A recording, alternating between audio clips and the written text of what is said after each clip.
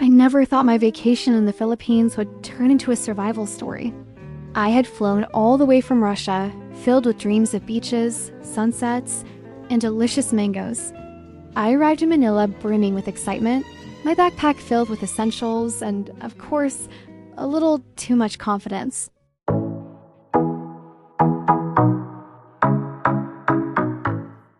After all, I was a tourist. How hard could it be to navigate this beautiful archipelago? The first day went perfectly. I hopped in a taxi that somehow managed to avoid traffic for a miracle 5 minutes. I sampled street food like a pro, and I even tried to haggle for souvenirs at Quiapo Market without getting completely ripped off. But the second day, disaster struck. It all started when I decided to explore a small town just outside Manila, recommended by a Filipino friend I met online. I thought it would be fun to experience authentic provincial life, and it was.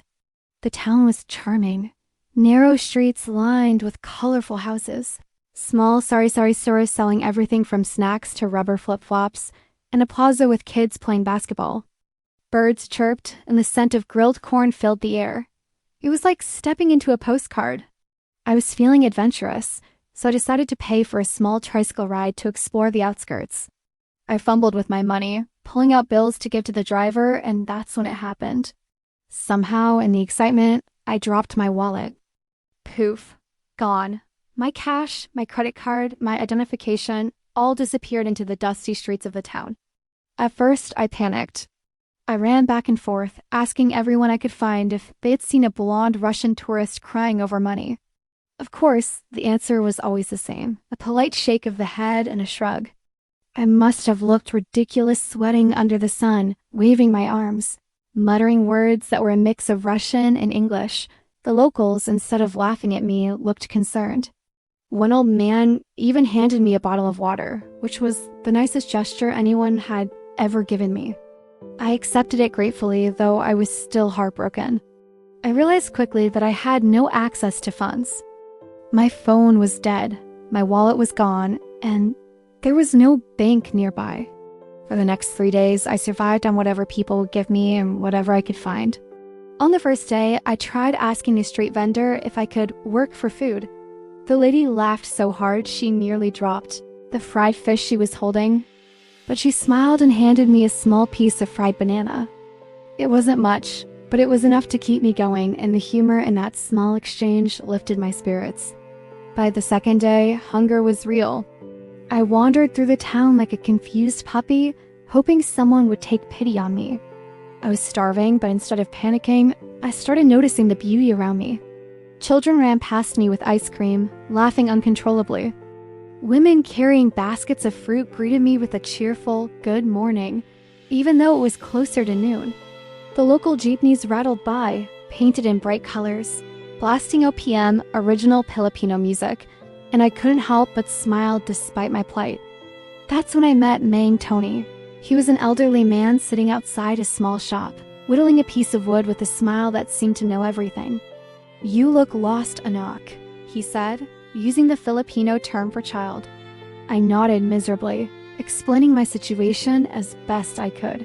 He chuckled, shaking his head. "Do not worry, you are in the Philippines. We will help you." Mang gave me a small bag of rice and dried fish. It wasn't much, but it was enough to fill my stomach slightly. He also gave me a crash course on how to ask for food politely in Tagalog. "Sabi mo, pahingi po," he said, demonstrating with a small bowl of rice. Always polite, always smile. Filipinos love smiles.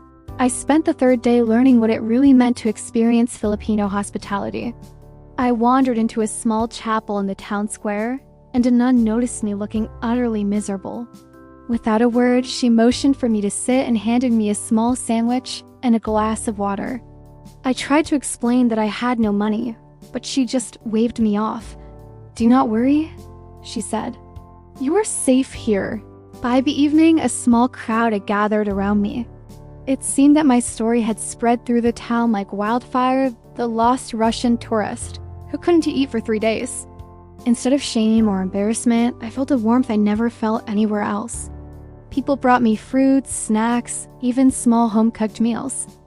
I remember one little boy offering me a single piece of candy with the most serious expression, as if he was giving me his most valuable treasure. That night, I slept under the stars on the porch of Mang Tony's shop. The sounds of the town, the distant barking of dogs, the occasional jeepney, and the laughter of children were comforting. I realized something incredible. Even without money, I felt richer than ever. These people who had so little shared so much. Their kindness was overflowing, and I was a grateful recipient. The next morning, I tried to retrace my steps in hopes of finding my wallet. No luck. But by now, I wasn't panicking anymore. I had come to understand something about the Philippines. It was a country where community and generosity mattered more than money. Even a stranger could find help in a small town simply by being polite and open-hearted.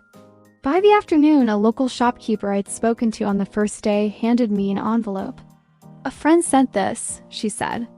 Inside was a small amount of cash and a note in Tagalog that said, "Welcome to the Philippines. You are never alone here." I couldn't read it fully, but the gesture made my eyes well up. I realized that people here cared not because they had to, but because it was simply who they were. As I prepared to leave the town, I tried to thank everyone individually, but it was impossible. Mang Tony gave me a small carved wooden keychain, a little jeepney, and said, "To remember your first real adventure in the Philippines." I laughed through tears, promising that I would never forget this experience. On the bus back to Manila, I reflected on what had happened. 3 days of hunger, worry, and uncertainty had been transformed into 3 days of laughter, learning, and human connection. I realized that travel isn't just about sightseeing or luxury hotels. It's about experiencing life from the perspective of others, even if it means going through challenges you never imagined. Back in Manila, I finally got access to my funds through my bank. I could have spent money on fancy restaurants or souvenirs, but I didn't. Instead, I bought small gifts from Mang Tony, the nun, the street vendors, and even the little boy who gave me candy. I wanted to repay the generosity I had received. In the end, my 3-day ordeal without money became the most memorable part of my trip.